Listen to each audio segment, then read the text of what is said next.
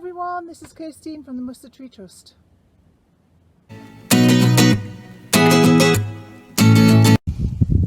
Hi everyone, how lovely to see you again. I thought I'd come down to the river today. I love being beside the river.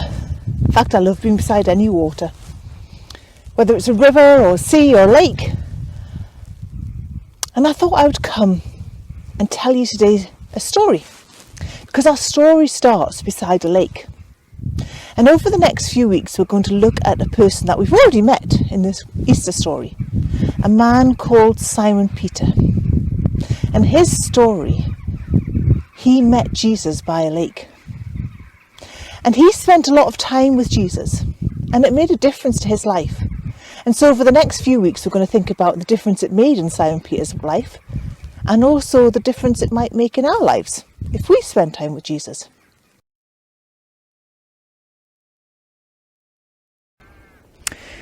We'd been up all night. Me, Simon Peter, and my brother Andrew, we'd been up all night fishing, and you know what? We'd caught diddly squat. Absolutely nothing. I mean, I know it wasn't the season for lots of fish, but still, to have nothing to sell, we were kind of desperate. You see, we've got a fishing business. Me, my brother Andrew, and my dad. And then we've got friends who are kind of in the same situation. James and John, and their dad's called Zebedee, although, to be honest, they get known as the Sons of Thunder rather than the Sons of Zebedee, because, well, they like arguing a lot. We'd been out all night. And the next morning we had to go down and sort out the nets, because we were so hacked off by the time we got home, we couldn't be bothered to do it then. So we all went home and had something to eat and a bit of a kip, and then we decided to go down and sort the nets out after. And then we saw this Jesus bloke coming along. Well, of course we'd heard about him. He was some sort of teacher, but I don't know, there was something special about him. He healed people, and he was kind to people, and he talked to everybody. And he was down by the lake. There was loads of people around. Of course, everybody wanted a bit of him. Everybody wanted him to touch him. Everybody wanted to be healed. And he started talking to them, and he realised there's all these people pressing against him. And he turned to me and he says, "Excuse me, mate, can I borrow your boat?" Well, I suppose you can. And then he jumped, and we pushed off from the shore, and he had like a bit of a distance between him and the folks on the side. Meant he could talk to them without them interfering. And he started teaching them.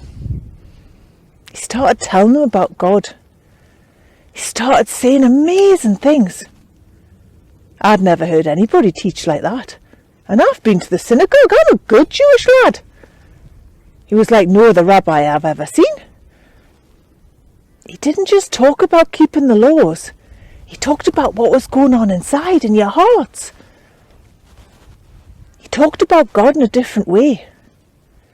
And the more he talked, the more I realised how special he was. And actually, the more I realised how rubbish I was. How much I'd done wrong. How often I hadn't pleased God. Even though I kind of stuck to the rules, I didn't stick to them in my heart. I just did what I had to get by, and I didn't always believe what I was doing and what I was saying. And sometimes I just prayed because that's the words you use when you go to the synagogue. I didn't always mean them. And standing next to us in the boat, this man, Jesus, he just was amazing. And I realised just how awful I was. Not because he said anything that was against me, not because he picked on us or anything, but just how he talked about God wanting our hearts. Not wanting us just to obey the rules, but wanting us to believe and to help people and to show love to other people. Anyway, I felt pretty awful. And after a while he turned to us and he said, let's go and do some fishing. So I said to him, look, teacher, like, you don't go fishing during the day, especially not at this time of year. And actually, you know, we've been out all night and we've caught next to nothing. And like, there's no point going out this time of day. And he said, take your boat out and put your nets out. Well, what could I do? I mean, I didn't want to be awful to him. I mean, I didn't, you know, he obviously wasn't a fisherman. Apparently he was a carpenter, but he obviously wasn't a fisherman. But I thought, well, go on then, I'll do it because you've asked and because I don't want to insult you. And like, I don't want to be horrible to you because you're obviously a nice bloke, but I don't think there's any point. Well, Andrew, you should have seen his face. He just rolled his eyes at me and says, oh, for goodness sake. I could hear him muttering under his breath. Typical Peter. Think. He doesn't think about anything. He acts first and thinks second. Here we are, taking the boat out. Middle of the day. There's no way we're going to catch anything.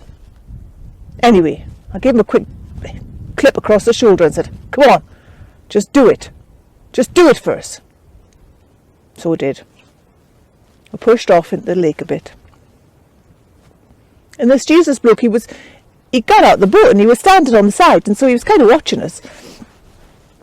Well, we'll put the nets over. Now usually you put the nets over and you slowly drift along to the next bit and you kind of pick up the fish as you go. But you usually have to go a fair way before you fill up your nets. Well, we hadn't had them down for more than a minute. And I could see. The way where they were clipped onto the side of the boat, they were being strained and pull away. They were full.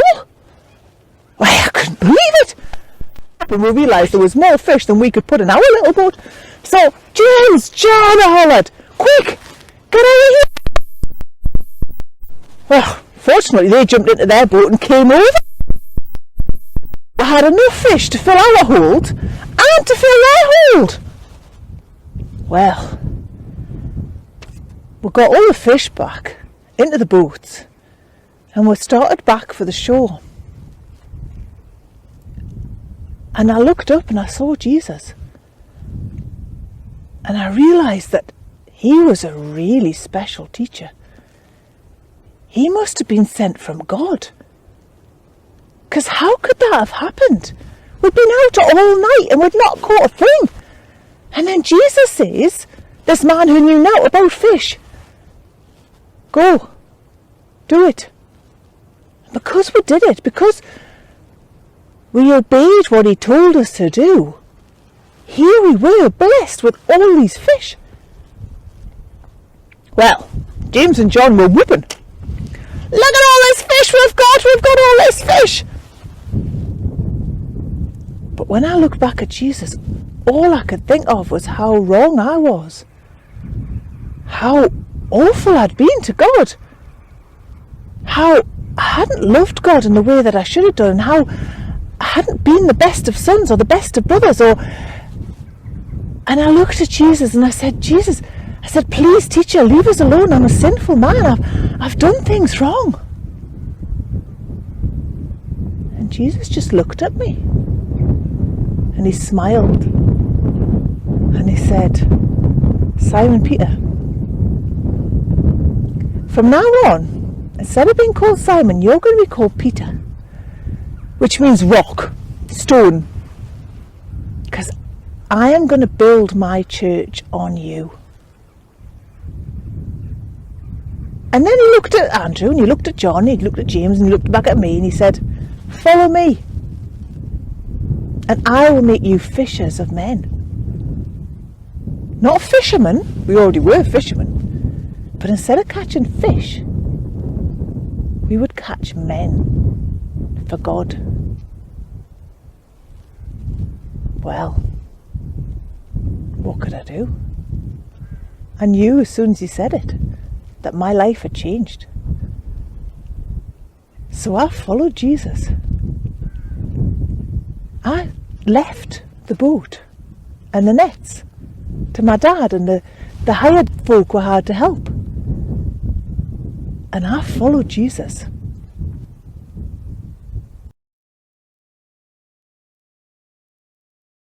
Well, that was a good story, wasn't it? That story actually comes from the book of Luke, and it's in chapter 5. And it talks about how those fishermen left everything they had to follow Jesus, and the more time they spent with Jesus, the way it changed them. So we're going to have a little bit more think about Peter, Simon Peter. Peter, the man who God was going to build his church on. And we're going to spend the next few weeks looking at who Peter was. The decisions he made, the mistakes he made, and his relationship with God and how Jesus changed him. So I hope you enjoyed that today. And we'll try another story next week. But next time you're by a river or a stream or the sea, try and remember that story about a carpenter, a man who works with wood, and how he had an amazing experience when he showed some fishermen how to fish. Do you remember I said we'd already met Peter? If you'd like to look on the internet, you can find Peter. Click on the Mustard Tree Trust and find The King's Adventure. And then you can look for all of the pictures that we've had in the past by clicking on the arrow at the bottom. Let's look for Peter. There he is. He's there with the cockerel, but he's also hidden in other pictures too. Well, I hope you've enjoyed that story about Peter. We'll have a look at another thing that happened to him the next time we meet up. So, bye for now. See you next time.